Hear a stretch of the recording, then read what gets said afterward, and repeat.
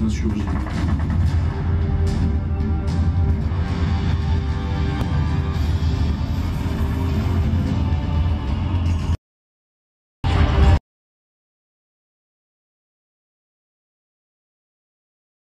Colmar, plus loin avec le bombardement de Dresde, ou encore la bataille de Berlin, du 16 avril au 2 mai 1945. Le drapeau soviétique flotte sur le toit du Reichstag, à la manière des soldats américains à Iwo Jima, le 23 février 1945. Car la guerre fait rage dans le Pacifique, avec les batailles d'Iwo Jima entre février et mars 1945, et d'Okinawa, du 1er avril au 22 juin 1945.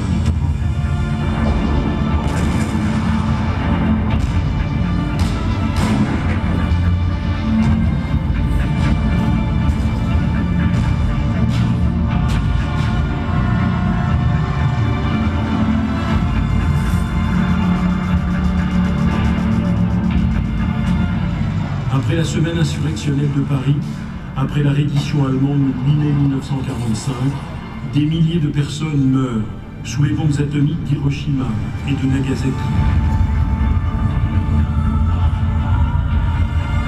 Le 2 septembre 1945, la capitulation du Japon est ratifiée dans la baie de Tokyo, en présence du général d'armée Philippe Leclerc de Haute-Cloque, représentant du gouvernement provisoire de la République française.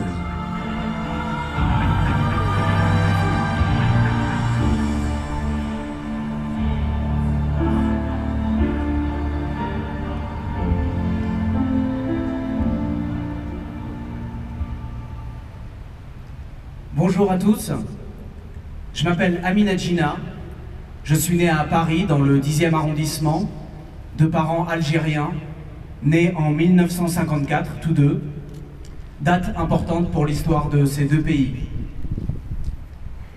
Après la reddition japonaise se tiennent le tribunal international de Nuremberg et celui de Tokyo, intentés par les Alliés contre les principaux responsables du Troisième Reich et contre les criminels de guerre japonais. Ces procès ont fondé le droit pénal international. Mais ces deux dates marquent également le début d'autres révoltes, d'autres luttes.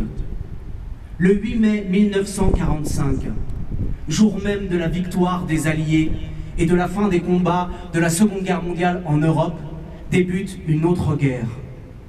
Celle de l'indépendance de l'Algérie, avec le sang qui coule dans les villes de Sétif, de Guelma, de Kherrata. Le 2 septembre 1945, jour même de la reddition des troupes japonaises sur le pont de l'USS Missouri en baie de Tokyo, Ho Chi Minh déclare l'indépendance du Vietnam. 20 jours plus tard commencent les premiers combats. Léon Blum confie au général Leclerc une mission d'inspection et d'observation au Vietnam. Mais sa mort prématurée l'empêche de poursuivre sa mission. Léon Blum dit de lui en juin 1949 « Le libérateur de Paris aurait été le pacificateur de l'Indochine. » Le général de Gaulle sera le premier chef d'État français à penser l'impensable indépendance de l'Algérie, tout comme Pierre Mendès France ratifiera les accords de Genève qui conduiront à l'indépendance de l'Indochine.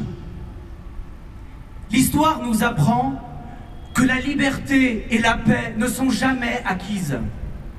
Si la liberté dans le monde est plus grande aujourd'hui qu'hier, l'espoir d'un monde meilleur nous oblige à ne jamais taire notre désir de paix. La liberté est un combat de toujours. En France s'ouvre un temps nouveau, celui d'un programme que l'on nomma les Jours heureux. Merci à tous.